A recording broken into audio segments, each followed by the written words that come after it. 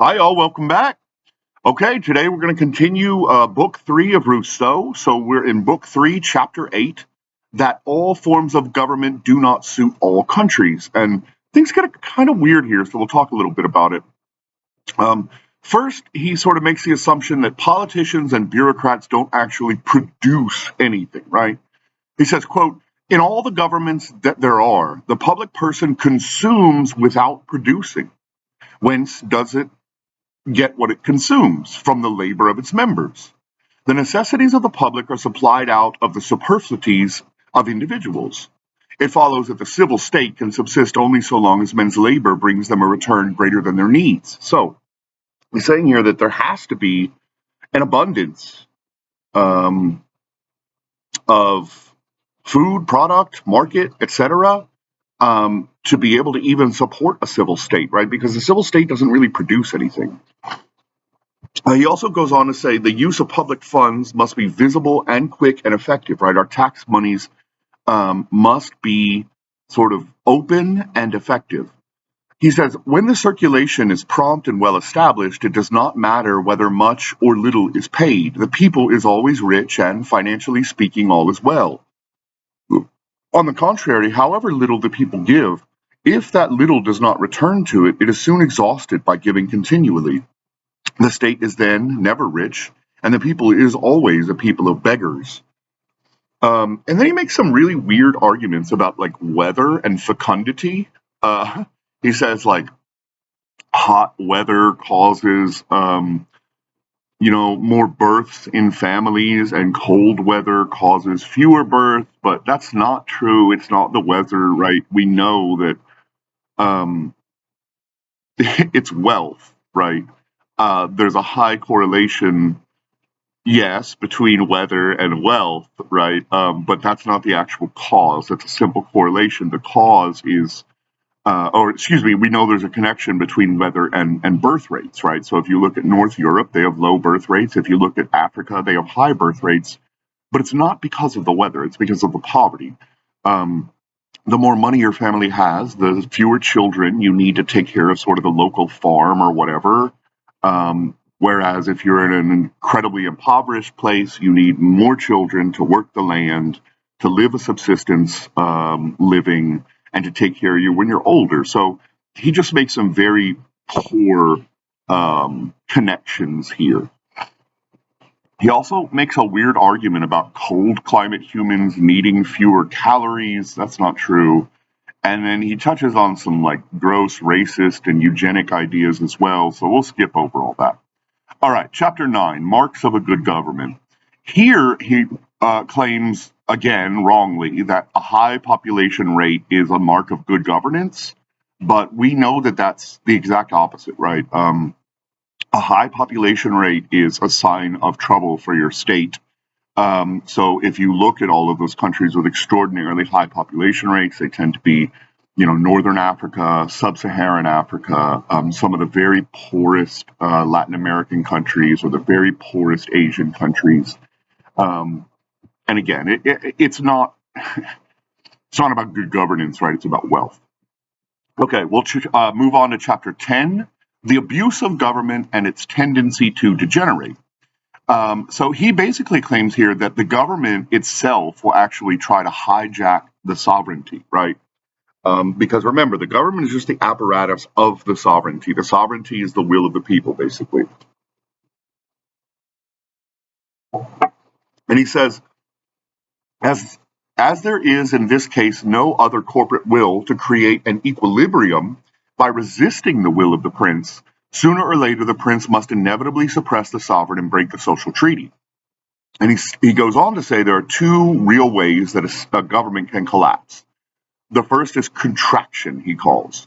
And this is the reduction of the will, right? And the stakeholders inevitably devolves toward monarchy, right? So sort of a governmental entropy, um, where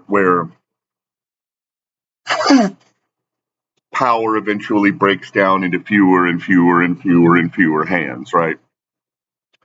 And then he says we can have dissolution of the state, which can also happen in two different ways. So the first is authoritarianism. And this is when the quote unquote prince stops following the laws, at that point they usurp the sovereign power. And this destroys the social contract. He says, first, when the prince ceases to administer the state in accordance with the laws and usurps the sovereign power, a remarkable change then occurs. Not the government, but the state undergoes contraction. I mean that the great state is dissolved and another is formed within it, composed solely of the members of the government, which becomes for the rest of the people merely master and tyrant. So that the moment the government usurps the sovereignty, the social compact is broken and all private citizens recover by right their natural liberty and are forced, but not bound, to obey. So this is a concerning idea with the recent Supreme Court ruling that said that basically presidents are above the law. That is a very, very concerning thing. I don't think our founders ever intended for our Supreme Court to say that, but that was their ruling about a couple weeks ago, that the president is above the law as long as he is acting in his official capacity. Um, that's a scary thing. And so that's the first one that can really destroy a state, is when an authoritarian takes over the apparatus of the entire state. And the second is the Politburo, right? So this is just the Congress taking over rather than a single individual. Okay, so when one of these happens, anarchy basically is the state of affairs under his definitions. When a democracy fails, he calls it an ochlocracy, right? Mob rule. So this is like tyranny of the majority. When an aristocracy fails, he calls it an oligarchy. And when royalty fails, he calls it a tyranny. And then he says, in the exact sense, a tyrant is an individual who arrogates to himself the royal authority without having a right to it. This is how the Greeks understood the word tyrant. They applied it indifferently to good and bad princes whose authority was not legitimate. Tyrant and usurper are thus perfectly synonymous terms. But he does say there's a difference between a tyrant and a despot. And he says, in order that I may give different things different names, I call him who usurps the royal authority a tyrant, and him who usurps the sovereign power a despot. The tyrant is he who thrusts himself in contrary to the laws to govern in accordance with the laws. The despot is he who sets himself above the laws themselves. Thus, a tyrant cannot be a despot, but the despot is always a tyrant. Okay, we're going to call it there, and then we'll start with chapter 11 in the next. Actually, we'll do one more because it sort of ties to the one before. Chapter 11 is the death of the body politic. And here, Rousseau is sort of fighting the idea of a quote unquote perfect constitution, right? And he says, if Sparta and Rome perished, what state can hope to endure forever? He's saying, like, governments aren't monolithic. They do not last forever.